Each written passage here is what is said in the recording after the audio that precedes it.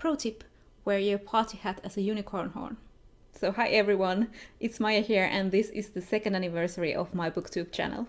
The first video that I uploaded on my channel was my Booktubeathon TBR in 2014, so it's now been 2 years and another Booktubeathon is almost on us. I have already filmed my TBR and will upload it soon. So I have now done videos for 2 years.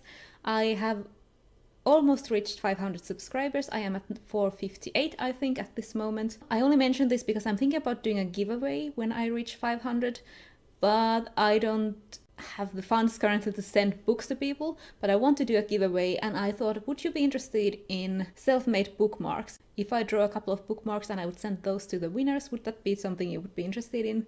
Let me know. But enough about that, I wanted to do the mid-year Book Freakout tag to celebrate. Last year I did the On My Shelf tag and I decided I wanted to do some other fun tag this year. I actually don't remember who created this tag, but I remember it was 2 creators and I'll link their videos down below for the 2016 version of the mid-year Book Freakout tag. So let's get started with the tag. And the first question is the best book you've read so far in 2016, and for me that is The Trader Baru Cormorant by Seth Dickinson. I absolutely loved that book. It was so good. I really want to buy it. I really want the hardcover US edition with the mask on the black background. Next question is the best sequel you read in 2016, and this is something that I just finished, and that is The Privilege of the Sword by Ellen Kushner. This is the second of her Riverside books, and I finished Swords Point at the end of last year, which I really loved. This is a loose sequel, which is set quite a few years after that, but it also does feature some of the same characters, but the main character is a completely new character.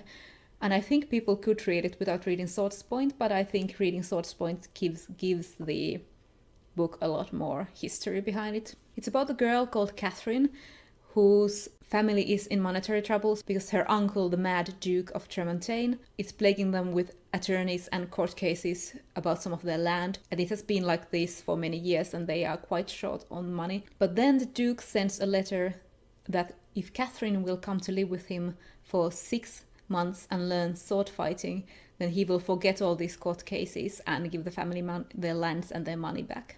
And I was so into it, I can't even tell you. Every time there was something exciting going on, I was really into it. My heart was beating faster and I just couldn't wait to know what was going to happen. Let's move on to the third question, which is a new release you haven't read yet but want to. And for me that is The Geek Feminist Revolution by Cameron Hurley.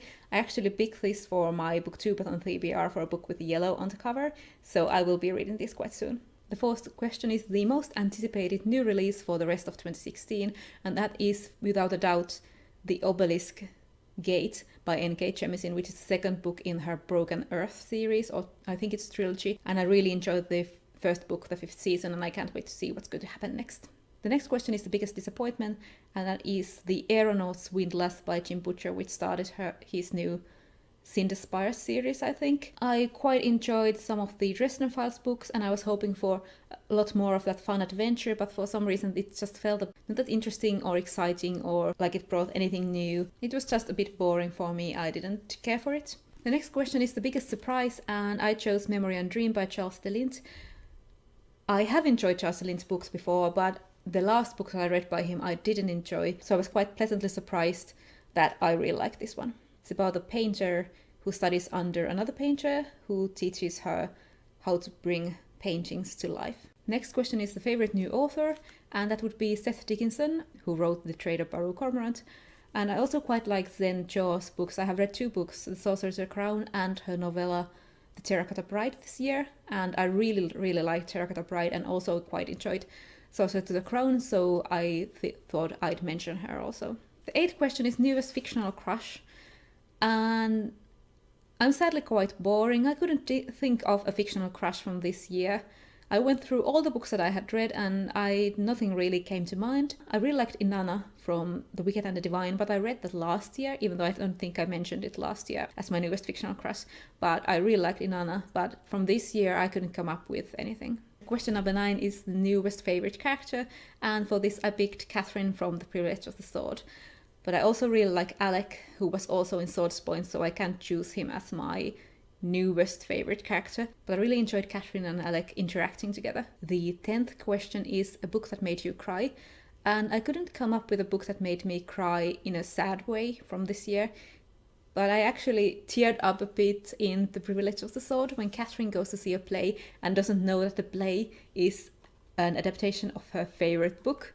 So I sort of could relate when she realized that when the play started, and I teared up a bit just from vicarious happiness, I think. And then a book that made you happy. For this I picked How the Marquis Got His Coat Back by Neil Gaiman, which is a short neverwhere story about the Marquis de Carabas, who is one of my favorite characters, and I really enjoyed reading about him again.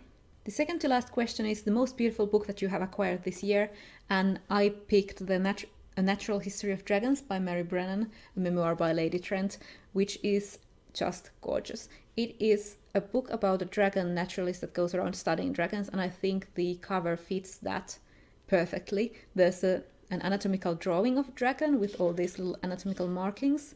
The typography and the color of the book is very well chosen for that old-timey feel, and it's just a beautiful, beautiful item. And the final question is, what books do you need to read before the end of the year? I would change the need to want. These are the books that I want to read before the end of the year. And the first three are from my most recent book haul. I want to read Mary Robinette Kowal's Word Puppets, which is a collection of her short fiction. I want to read Cameron Hurley's The Geek Feminist Revolution.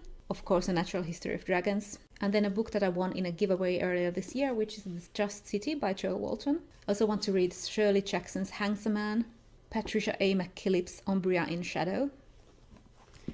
And finally, finish my reread of Tawnyman. This is the third book in the Tawnyman trilogy, The Fool's Fate, which I have been putting off for half a year now, because I know the wreckage it will make of my emotions, and I don't know if I'm ready for it. It's a really good book, but it's really heartbreaking, and I really need to reread this so that I can start reading the books that I haven't read yet from Hobb, and those are the Rainwald's Chronicles and the New Fits and the Fool trilogy, which I have never read before. But first I have to prepare myself, and